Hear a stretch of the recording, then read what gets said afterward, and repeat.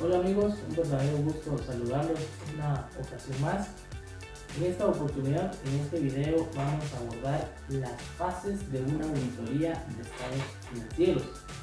No sin antes invitarlos a quienes no se han suscrito al canal, activen la campanita, así puedan recibir información directamente y actualizados. También les pedimos que compartan el contenido de este video y de muchos más para que llegue a muchas personas.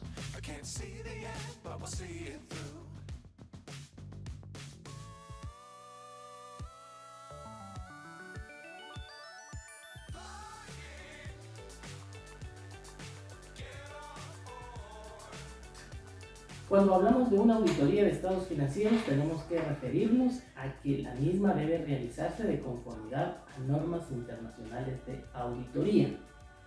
Y para el efecto, esta normativa sugiere un orden que debe de estar acorde a las circunstancias, un orden cronológico. En ese sentido, vamos a dividir entonces esta estructura sobre varias fases. La primera de ellas es una fase que le denominamos actividades previas. En esta actividad, pues vamos a estar haciendo toda la negociación con nuestros posibles clientes o nuestros clientes cuando son clientes recurrentes. Tenemos que hacer una comprobación para ver si estamos en condiciones de poder atender esta auditoría a ese cliente. Y para el efecto, pues tenemos que hacer una serie de indagaciones para ver si el cliente sigue siendo apto para poderlo atender. Luego hacemos una estimación de nuestros honorarios. Nuestros honorarios entonces van a estar estimados en función a las horas que nosotros consideremos utilizar en ese compromiso. A esas horas se le asigna una tarifa que el auditor va a determinar según sus circunstancias, puede ser en quetzales, puede ser en dólares, la tarifa que el auditor para el efecto considere, cubrir todos sus costos y tener un margen de rentabilidad. Ya cuando tenemos esa estimación, hacemos la propuesta de servicios profesionales, la presentamos y de inmediato viene ya la negociación con el cliente. Imaginémonos que ya fuimos nombrados para ser sus auditores. En ese momento entonces procede ya la fase de inicio del compromiso. Hacemos una carta que está contenida en la NIA 210, acuerdo de los términos del encargo. Esta carta debe ser lo antes posible previo a iniciar cualquier procedimiento, porque en ella se establecen las responsabilidades tanto de una persona como de la otra, es decir, del lado del cliente y del lado del auditor. Teniendo ya esta carta, pues ya iniciamos a hacer todos nuestros procedimientos de indagación y obtener entonces de esta manera información relevante del cliente. Iniciamos con la fase de planeación o planificación. Acá vamos a poner de manifiesto la NIA 300 a la 320, donde vamos a considerar el conocimiento y el entorno del compromiso. Vamos a indagar cómo se llevan a cabo las actividades de control que tiene diseñado el cliente para que en función a ese conocimiento, a esa conclusión que nosotros tengamos de su control interno, vamos a determinar qué tan altos pueden ser nuestros procedimientos sustantivos. Vamos a diseñar, si es necesario, hacer pruebas de control para comprobar lo que nos han dicho en ese proceso de indagación y obteniendo conocimiento de su sistema de control interno. Vamos a preparar en esta fase de planeación una importancia relativa o materialidad, la cual nos va a permitir conducir nuestra auditoría a lo largo de toda la fase de auditoría, tomando en cuenta que esa importancia relativa es muy esencial en el desarrollo de una auditoría, porque nos va a servir en la planeación para determinar cuáles son las áreas más significativas, más importantes, sobre las cuales vamos a concentrar mayores esfuerzos. En la fase de ejecución nos va a permitir determinar qué sí es material y qué no lo es, para considerar si identificamos alguna corrección material y determinar el efecto que ésta pudiera tener en el ejercicio de la auditoría. También la vamos a determinar y la vamos a utilizar en el proceso de conclusión para determinar si el efecto de esas incorrecciones o el efecto de esas limitaciones superan nuestra materialidad y calificar nuestra opinión. Es ahí donde tiene importancia la materialidad. Pero volvamos nuevamente a la fase de planeación. Ahí vamos a determinar el alcance general de las áreas de auditoría. Vamos a determinar cuáles áreas superan nuestra materialidad y en función a esa comparabilidad determinamos si le hacemos procedimientos de auditoría o bien se queda por fuera. En esa fase identificamos riesgos, lo que hoy habitualmente se conoce como auditoría basada en riesgos. Identificamos esos riesgos y si un saldo puede que sea inmaterial, pero si le asociamos un riesgo, en automático ese saldo pues va a ser sujeto de examen. Cuando identificamos los riesgos, los valoramos. Valorar un riesgo significa asignarle una ponderación de la cuantía a ese riesgo, es decir, si es un riesgo medio, es un riesgo bajo, es un riesgo alto, como también se le conoce riesgo significativo. Cuando hemos hecho esa valoración, nosotros estamos en condiciones de responder a esos riesgos. La respuesta a los riesgos valorados no es más ni menos que diseñar uno o más procedimientos de auditoría para cubrir esos riesgos, para mitigar esos riesgos. Tome en cuenta que los riesgos no desaparecen.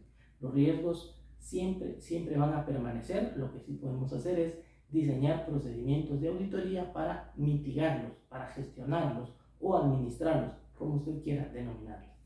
Cuando hemos identificado esos riesgos, los hemos valorado y hemos respondido a esos riesgos valorados, significa que hemos diseñado procedimientos de auditoría, los cuales vamos a ejecutar en la siguiente fase.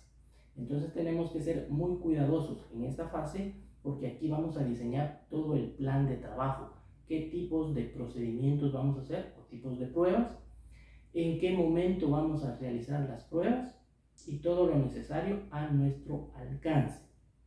Cuando ya tenemos la planeación completa, procedemos entonces a la ejecución. La ejecución no es más ni menos que poner en práctica lo que hemos planificado en la fase previa. Es decir, vamos a realizar todos los procedimientos que habitualmente hacemos en una auditoría de estados financieros. Solicitamos confirmaciones bancarias, confirmaciones de bancos, solicitamos confirmaciones a clientes, a proveedores, compañías relacionadas, según lo que hemos identificado previamente. Hacemos recálculo, hacemos proyecciones, hacemos todo tipo de análisis que hemos identificado en la fase de planeación. Esto con el objetivo de determinar si los estados financieros contienen incorrecciones en esos estados financieros debido a fraude o error. Cuando nosotros en esta fase identificamos una incorrección, es decir, un ajuste, pues tenemos que poner de manifiesto el principio de importancia relativa, comparar el efecto de este ajuste con nuestra materialidad para determinar si se acumula o se deja.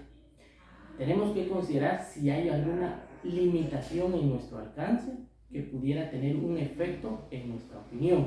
Si ese efecto es material, pues lo tenemos que considerar para luego evaluar.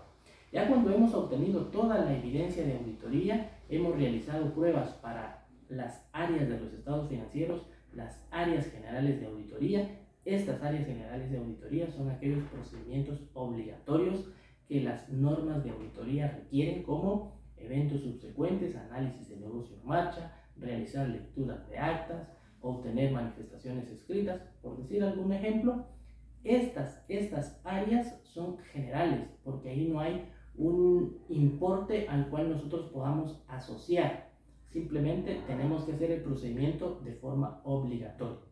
Cuando nosotros ya hemos cubierto y hemos terminado toda la fase de ejecución, nosotros hacemos un espacio, una fase que le denominamos formación de la opinión. En este caso nosotros nos reunimos entonces con el equipo para determinar si hemos obtenido toda la evidencia de auditoría, si hemos cumplido con nuestro programa de trabajo, si hemos tenido en cuenta alguna limitación en nuestro alcance, evaluamos el efecto de esas incorrecciones si es que han habido. Y en ese momento nosotros estamos en condiciones de emitir una opinión y saber qué tipo de opinión va a ser. Terminando esa fase, nos vamos inmediatamente a la fase de conclusión o conclusiones, en donde nosotros emitimos nuestro dictamen. Para el efecto, nosotros ya hemos de saber qué tipo de norma o qué norma vamos a utilizar, si es norma del grupo de la 700 o el grupo de la 800. Con base a la opinión que nos hemos formado, procedemos a emitir entonces esa opinión a emitir el dictamen que contiene nuestra opinión como auditores independientes. Esta opinión debe ser fechada toda vez tengamos toda la evidencia de auditoría. Emitido nuestro dictamen, ya no podemos obtener papeles de trabajo o documentación de auditoría. Si usted quiere, puede denominarle otra fase que se llame conclusión o archivado. Para el efecto, las normas relativas al control de calidad y la propia NIA 230 establece que después de fechado el dictamen, el auditor tiene 60 días para archivar ese compromiso, todos esos papeles de trabajo. No confunda que esos 60 días no es para obtener evidencia de auditoría, ni para eliminar, ni para crear papeles de trabajo. Simplemente es para archivar, poner en el orden que corresponde esos papeles de trabajo y ya no moverlos. En términos generales, esas son las fases de una auditoría de estados financieros. Repito, actividades previas, planeación, ejecución, formarnos la opinión y concluir e informar. Espero que esto le haya servido de guía para la realización de una auditoría de estados financieros. Muchas gracias.